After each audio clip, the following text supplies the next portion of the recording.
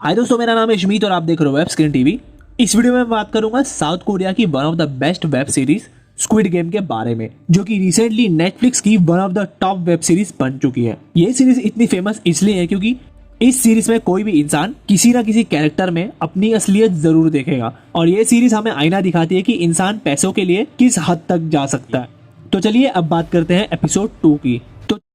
Won't you take me home? Give me with your fire. तो episode के starting में जो रेड हेड वाले सुपरवाइजर्स हैं उन लोग जाके अनाउंस करते हैं और सारे प्लेयर्स को कॉन्ग्रेचुलेट करते हैं उन लोगों की फर्स्ट राउंड के सक्सेस के लिए, जिसमें वो लोग बताते हैं कि 456 प्लेयर में से सिर्फ 201 प्लेयर्स बचे हैं और बाकी 255 प्लेयर्स एलिमिनेट हो चुके हैं। और उसी के बाद सारे के सारे प्लेयर्स जो है वो सुनकर डर के मारे उस गेम को वहीं रोकने के लिए बहुत ज्यादा बैक करने लग जाते हैं। उन लोग एक्चुअली डरे हुए थे पिछले गेम में हुई इतनी सारी मौत की वजह से। उन लोगों ने एक्सेप्ट नहीं किया था कि एलिमिनेट होना यानी जान को गंवाना होगा। वो सुनकर सुपरवाइजर उन लोग को बोलते भी है कि अगर तुम लोग सिर्फ रूल्स को अच्छे से फॉलो करोगे तुम लोग इस गेम को आसानी से पार कर सकते हो। फिर भी उनकी बात कोई नहीं सुनता। तो वहीं पे सुपरवाइजर जो है उन लोगों को गेम को उसी कॉन्ट्रैक्ट के बारे में बताने लग जाते हैं जिस क्लॉज को उन सब लोगों ने साइन किया था, जहाँ पे कोई भी प्लेयर्स गेम को बीच में स्टॉप नहीं कर सकता। और लोग क्लॉज 2 के बारे में बताए जहाँ पे कोई भी प्लेयर खेल के बीच में ही खेल को छोड़ना चाहता है तो वो सिंपली एलिमिनेट किया जाएगा। तो वहीं पे प्लेयर 218 यानी सांगवू अपील करता है कि हम लोगों ने क्लॉज 3 भी पढ़ा जहाँ पे ये लिखा था कि अगर मेजोरिटी इंटरेस्टेड गेम को टर्मिनेट करने के लिए तो इस गेम को टर्मिनेट भी किया जा सकता है। तो वो जो सुपरवाइजर है वो उसकी बात पे एग्री करता है, लेकिन एग्री करने के बदले वो उन लोगों को ये भी बताता है कि गेम को टर्मिनेट करने से पहले तुम लोग जो प्राइज रकम जीतने वाले हो उसके बारे में जान लो। तो जैसा कि 255 लोग ऑलरेडी पिछले गेम में एलिमिनेट हो चुके थे तो उनका बनता था 2.5 बिलियन वॉन। तो अगर मेजोरिटी ने ये गेम को टर्मिनेट कर दिया तो ये 2.5 बिलियन वॉन गेम का प्राइज मनी बना है वो बांट दिया जाएगा उन लोगों में जो लोग एक्चुअली मर चुके हैं। और जो भी फर्स्ट राउंड से बच के बाहर आए हैं उन लोगों के हाथ में कुछ नहीं जाएगा, उन लोग खाली हाथ यहाँ से बाहर जाएंगे। तो अब उसी के बाद वो लोग सबका वोट लेने लग जाते हैं, जहाँ पे अगर मेजोरिटी ने डिसाइड किया कि इस गेम को टर्मिनेट करना है तो ये गेम वहीं पे बंद किया जाएगा, जिसमें एंड में ये फाइनलाइज होता है कि जो मेजोरिटी है वो लोग चाहती है इस गेम को टर्मिनेट करने की।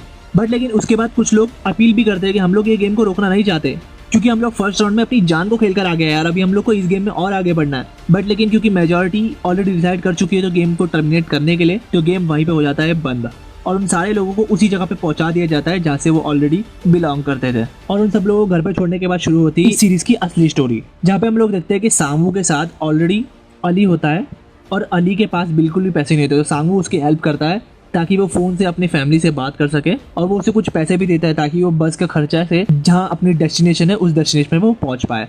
और यहाँ पे हम लोग देखते हैं कि जिहान जो है वो पुलिस को कंप्लेंट भी करता है उस गेम के बारे में कि कैसे इस गेम में काफी ज्यादा लोगों को मारा गया है। बट लेकिन पुलिस उसकी बात का बिल्कुल भी विश्वास नहीं करती कि उस गेम में अगर वो लोग सबको मार रहे थे तो तुम लोगों को उस गेम में बिना मारे उन लोगों ने कैसे जाने दिया। और उस कार्ड पे जो नंबर होता है उस कार्ड के नंबर पे कॉल करने के बाद भी वो नंबर जाता है इनवैलिड।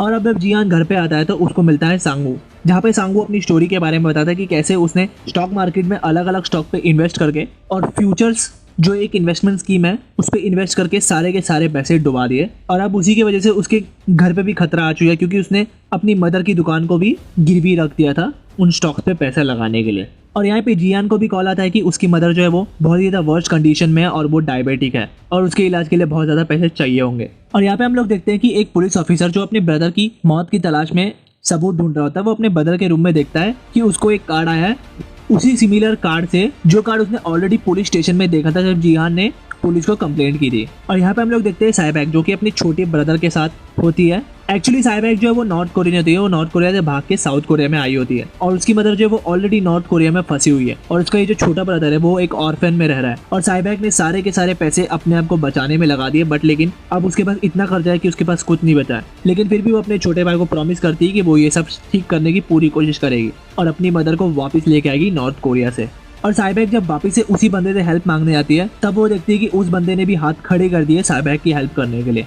और यहाँ पे सांगवू जब अपनी मदर से बात कर रहा था तो उसने अपनी मदर को कुछ नहीं बताता कि उसने अपनी मदर का जो है घर वो गिरवी में रख दिया है। बट लेकिन वहीं पे उसी के बाद वहाँ पर जो है उसकी मदर की दुकान पे पुलिस आ जाती है, जहाँ पर वो बताती है कि सांगवू ने एक फ्रॉड किया है और जल्द से जल्द अगर तुम्हें सांगवू का कुछ भी पता है तो वो हमें बता दीजिए, नहीं तो ये सांगवू के ऊपर बहुत भारी पड़ेगा। और वहीं पे हम लोग ये भी देखते हैं कि सांगवू को जो है एक कार्ड मिला है सेम उसी स्क्विड गेम की तरफ से। और यहाँ पे सांगी यहाँ जहाँ पे अकेला बैठा होता है वहाँ पे उसको वही ओल्ड मैन मिलता है जिसका नंबर था 001 और वो ओल्ड मैन उसको बताता है कि मैं उस गेम में वापस जाना चाहता हूँ क्योंकि उस गेम को खेलते वक्त मैं असली में अपनी ज़िंदगी जी रहा था।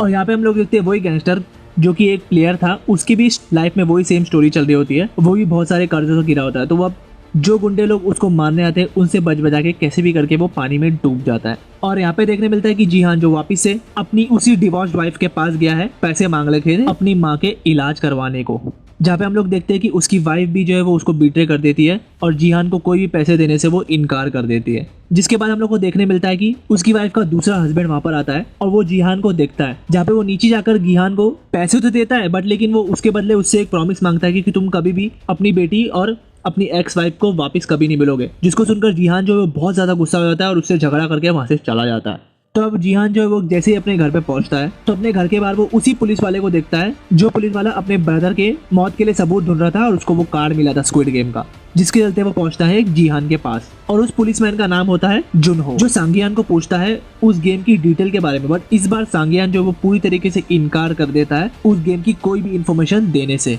और वो बोलता है कि उसने जो भी कुछ बोला था वो सब कुछ झूठ था। और उसी के बाद नेक्स्ट सीन में हम लोग देखते हैं कि सांगियान के भी पास वही सेम कार्ड पहुंच चुका है स्क्विड गेम का। तो अब सांगियान और बाकी सारे लोग जो है वो लोग वापस से एनरोल कर देते हैं उस गेम को खेलने के लिए। जिसके बाद उन लोगों के पास आती है गाड़ी और वो उस गाड़ी में चढ़ जाते हैं। और यहाँ पे हम लोग ये भी देखते हैं कि उसी सेम गाड़ी का पीछा कर रहा है वही पुलिस जिनहो, जो कि सांगियान से अपने ब्रदर की मौत के बारे में पूछने आया था। इसी के साथ जल्दी से ये बीच वाले सब्सक्राइब बटन पे क्लिक कर दीजिए और वीडियो को भी लाइक कर दीजिए। मैं स्क्विड गेम के रिगार्डिंग और भी वीडियोस लेके आता रहूंगा, तो सब्सक्राइब जरूर कर लेना। साथ ही साथ अगर आप नेक्स्ट एपिसोड देखना चाहते हो तो ये राइट वाली वीडियो पे क्लिक कर दीजिए और पिछले एपिसोड को देखना चाहते हो तो ये लेफ्ट वाली वीडियो पे क्लिक कर दीजिए। मिलता हूं मैं मेरे नेक्स्ट वीडियो में, तब तक के लिए टेक केयर, बाय बाय।